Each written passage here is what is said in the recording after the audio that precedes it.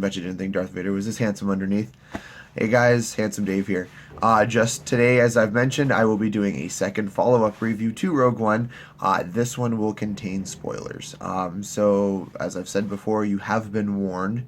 So I'm going to give you a couple minutes to, if you don't want this movie ruined, turn this off right away. Don't even watch this. If you want to see the movie and then watch this after, highly recommend that. Or if you just don't care, continue watching. But if you don't want this ruined, turn off this video right now.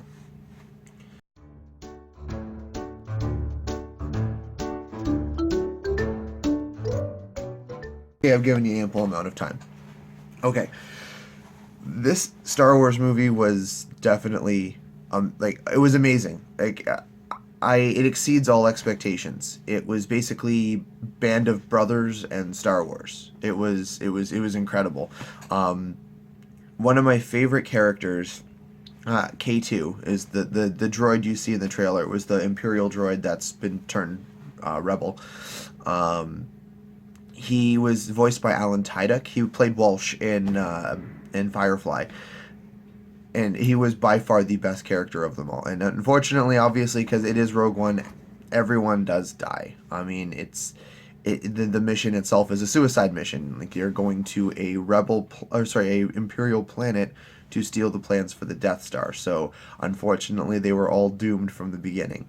So unfortunately, they do all die. But it was hilarious because K2's death, I think, is the most heart-wrenching. He goes out in a blaze of glory. He just takes on all these stormtroopers as he's being shot down.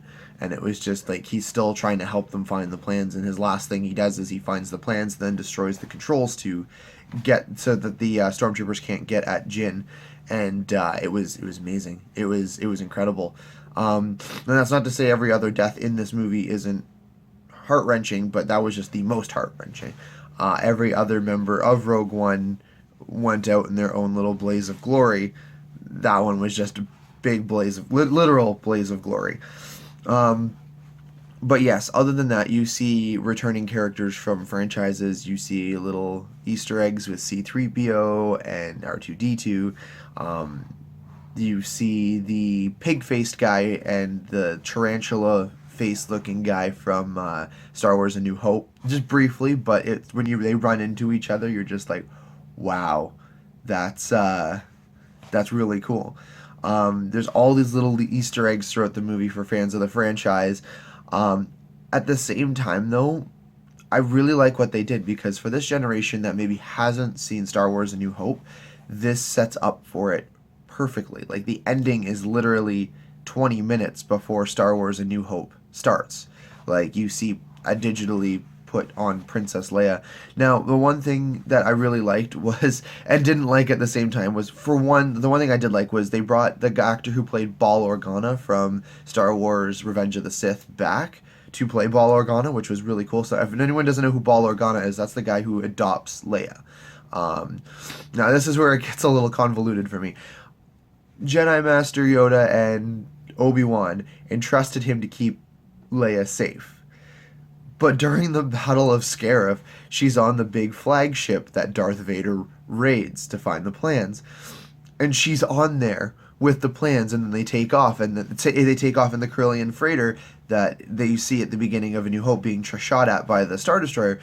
It's like, wait, if the last remaining Jedis trusted you, why the fuck are you putting her in this dangerous battle that you might not win? That's parenting win right there. But other than that, like, it was really, really cool. I have to look into it, because I thought this actor had passed away, but like, the guy they have for Grand Moff Tarkin, I think of Peter Cushing. I think he's back. I mean, he looks amazing, but I can't tell if it's him or if they just digitally put his face on. I haven't looked in, and I apologize. I should have done my research before doing this, but the fact that they have like a literal like Grand Moff Tarkin there, and it's literally his exact same face, is amazing.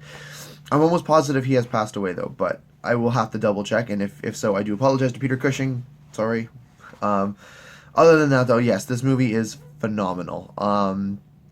The pacing, like I said in my first review, my spoiler-free one, is weird. I find that there are a couple slower parts, but the movie even the slower parts, the movie does a good job of keeping you interested and keeping you wanting more. Which I mean, personally, if there are slow parts in a movie, that's what I feel like that should a movie should do. Um, Character development, it was fantastic. Like, you were just being introduced to these characters in this movie, but by the end of the movie you actually give a shit about them. Like, it's not just oh, hey, here's a character, let's kill it off and make you just be like, oh, now you're supposed to feel bad about it. No, you actually feel like you tried to not get attached to these characters. It's like Game of Thrones. Like as Kayla said, actually, it is literally like Game of Thrones. You try not to get attached to these characters because you know the mission they're going on is a suicide mission, but you can't help it. They're all great characters. They all have likable qualities, and they make them that much more real. It's fantastic. So yeah, guys, this wraps up Star Wars month here. I apologize. I know I said I was going to do another video. Unfortunately, I've been under the weather and I've been very busy. I have another video coming out.